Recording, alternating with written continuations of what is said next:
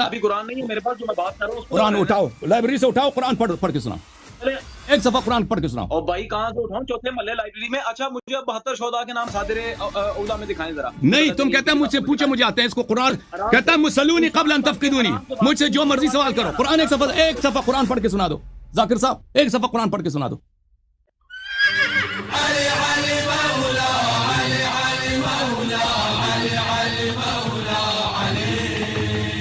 सैदानी की निकाह या गैर सैयद से हो सकता है?